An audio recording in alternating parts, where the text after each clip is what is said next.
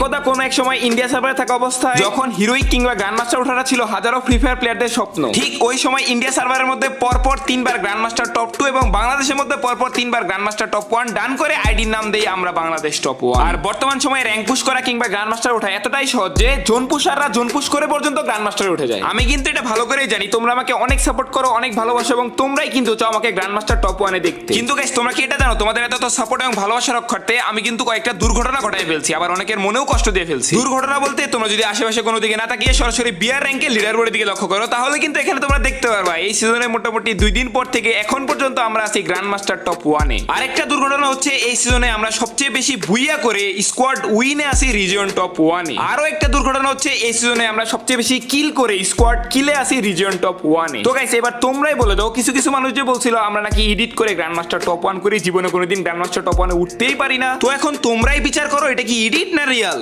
আর তোমরা যারা আমাকে সাপোর্ট করো তাদের তো অনেক অনেক বেশি ধন্যবাদ, ভালোবাসা, লাভ ইউ অল। আর হাতে গোনা যারা কয়েকজন কিছু মানুষের কথাই লাফাইছিলা তাদের জন্য কি এইটুকুই এনাফ না? Wake up to reality.